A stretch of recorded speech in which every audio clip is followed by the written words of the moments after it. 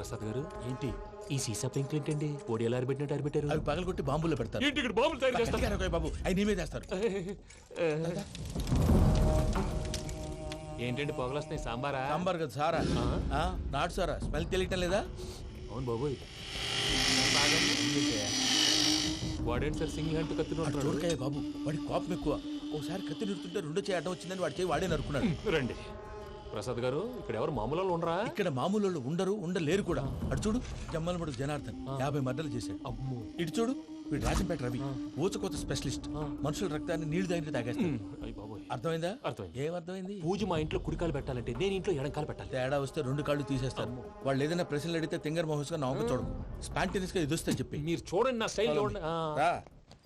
ఎతుకు నమస్కారం అన్నయ్య.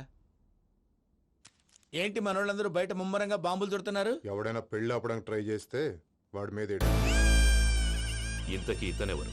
ఈయన పేరు ప్రణీత్. నమస్కారం అండి. నమస్కారం. యూరోప్ లో ఉంటారు. నీకే తిండి దండగనుకుంటా అంటే నీకు ఇంకొక డోలా? అయ్యో మావయ్య, ఈయన కొన్ని వేల కోట్లకు అధిపతి తెలుసా? ఇక్కడ ఫ్యాక్టరీ పెడదామని వచ్చారు. దానికి లోకల్ పార్ట్నర్ కావాలి. ఎస్. పెట్టుబడి అయింది, పెత్తనం పార్ట్నర్ది. మీరు నమ్మకస్తులని చెప్పి మీతో లింకప్ చేద్దామని తీసుకొచ్చా. మరి ఆ అబ్బిని నుంచో పెట్టి మాట్లాడతావురా? రబిదా కూర్చో. కూర్చో.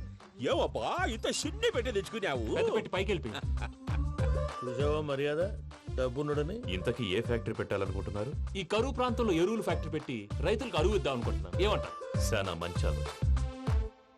ఇంతకి మీ దేవురు బాబు? ఊరా అండి? ఆ, తాడిపత్రి. తాడిపత్రి. ఆ. ఆ. తాడిపత్రి అంటే అది మా ఊరు.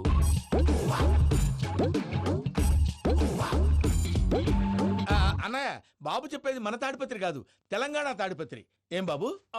నేను చెప్పేది అదే. అది మా మేనమామ గారి ఊరు. నేను ఆడనే పెరిగింది. తాడిపత్రిలో మీ ఇల్లెక్కడ? ఇల్లా అండి? గుడి ఉంది కదండి? ఉంది. దాని పక్కన శర్మ గారిల్లు. అయితే శర్మ గారింటి పక్కన ఆనందరావు గారిల్లు. ఆనందరావు తెలుసు అనమాట. అయితే ఆనందరావు ఇంటికి 7 అవతల. ఆనందరావు అంకుల్ ఇంటికి మా ఇంటికి 7 హౌస్ గ్యాప్ ఉంది. Just 7 houses. అంకుల్ అంటున్నావంటే ఆనందరావు నీకు తెలుసు అన్నమాట. ఎందుకు తెలీదు? Very close family friends. అయితే నువ్వు వచ్చినావని తెలిస్తే వాడు కూడా సంతోషపడతాడు. ఫోన్ చేస్తాను. ఇప్పుడు వద్దులే అన్నయ్య, బాబు బాగా టైర్ అయిపోయాడు. Jet lag. ఎంతసేపు బాబు? ఒక్క నిమిషం.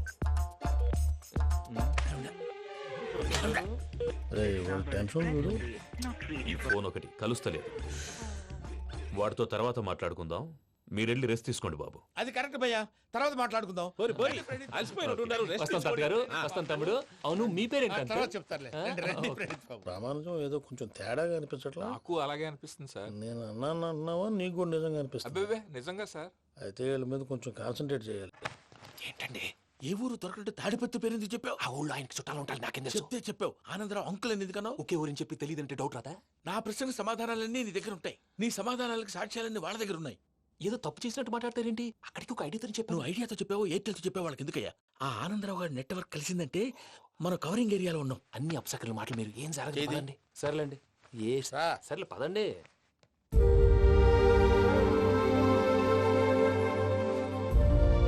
అదేంటండి పూజ అలా చూస్తుంది?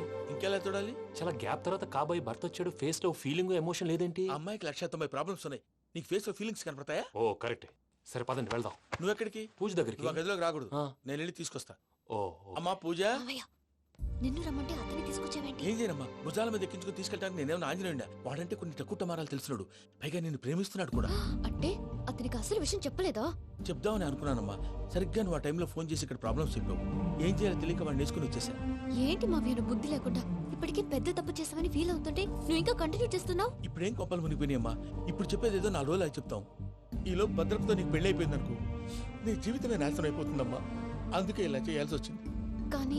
కానీ లేదు, గీనీ లేదమ్మా. ఇక్కడి నుంచి బయటపడ్డ తర్వాత వాడి కాళ్ళ వెళ్ళబడి నేను ఏదో సరి చెప్పుకుంటాను కదా, సరేనా? సరే.